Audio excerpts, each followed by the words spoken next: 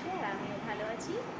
আর আমি তো তোমরা তো জানোই ভালোভাবে যে আমি চলে এসেছি, তোমাদেরকে তো আগের ব্লগে আমি দেখিয়ে দিয়েছি যে আমি দিদির বাড়ি থেকে বাড়ি চলে এসেছি, কারণ যে স্কুল টিস্কুল সব খুলে গেছে আর প্রাইভেট টিউশনে আবার শুরু করতে হবে নতুন করে। ও গিয়েছিল পড়াশোনা, মানে পড়াশোনা না করে করে পড়াশোনার অভ্যাসটা ছুটে গেছে। বই নিয়ে যেতে চেয়েছিলাম, কিন্তু কয়েকদিনের জন্য গিয়েছিলাম, সেই জন্য বই নিয়ে যেতে দেয়নি যিশু নিজে।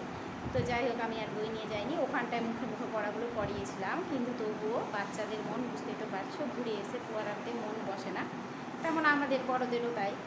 ঘুরে এসে কোনো কাজেও মন লাগে না, তো তবুও বাড়ির কাজ তো, সংসারের কাজ তো করতেই হবে। তো আমি এবার নিজের সংসারের কাজে মন দিয়েছি।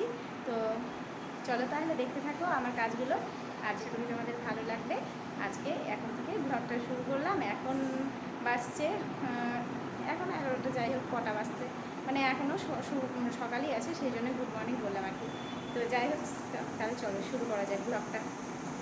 তো দেখো ফ্রেন্ডস, এখানটায় আমি রান্নাবান্না বসিয়ে দিয়েছি। প্রথমে ভাত আর ডালটা বসিয়ে নিয়েছি, ভাবছি যে প্রথমে এটা হয়ে গেলে অনেকটা কাজ এগিয়ে যায়।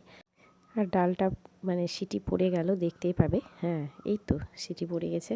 আর এইখানটায় কিছু বাসন ধোয়া হয়ে গেছে, যেটা আমি এই জায়গাটাতে মেলে দিব। আর এখানটায় যিশু মুড়ি খাবে, সেজন্য মুড়ি ছিল না, তো মুড়ি আনিয়েছি আর এইভাবেই রেখে দিয়েছি, এখনও ভালোভাবে রাখা হয়নি, রাখবো।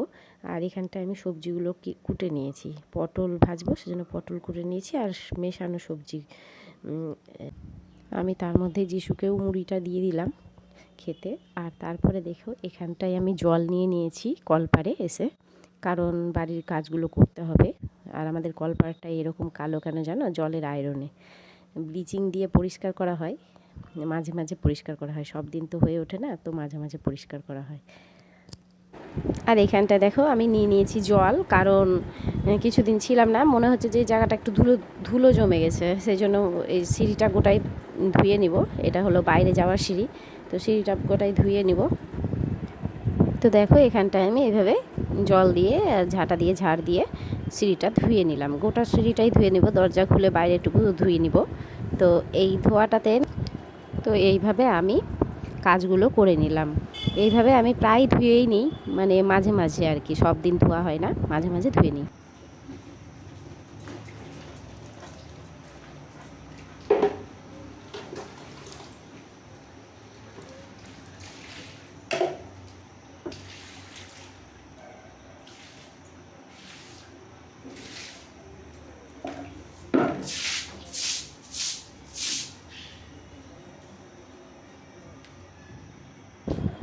তো দেখো ফ্রেন্ডস, আমার বিছানাটাও গুছিয়ে নিয়েছি তারই মধ্যে, মানে এই দুয়ার ধোয়ার কিছুক্ষণ পরেই আমি বিছানাটাও গুছিয়ে নিয়েছি। তো আগে এটাই করি আমি, কিন্তু আজকে এই বিছানার গোছানোটাই পরে গুছিয়েছিলাম।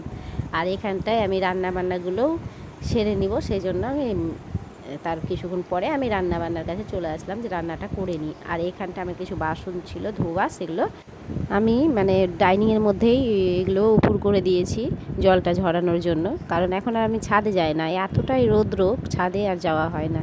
আর দেখো রান্নাঘরের এই যে উপরের টাইলসটা, মানে যেখানটায় রান্না করি সেলফটা আর কি, এতটাই নোংরা হয়েছিল যে আমি মুছার পরে মানে পরিষ্কার করেছিলাম, তারপরে এতটাই সুন্দর লাগছিল দেখতে, মানে সেই জন্যই তোমাদেরকে একটুখানি দেখালাম। আর এখানটায় যিশু ব্যাগ রেখেছে, আর এই বোতলটা কি অবস্থা করেছে দেখো। আর এই বোতলটা ভালো বোতল, এটা নিতে চায় না। তো আজকের মতো ব্লগটা এখানে রাখলাম, তোমরা সবাই ভালো থেকো, সুস্থ থেকো, আর আমার পাশে থেকো, লাইক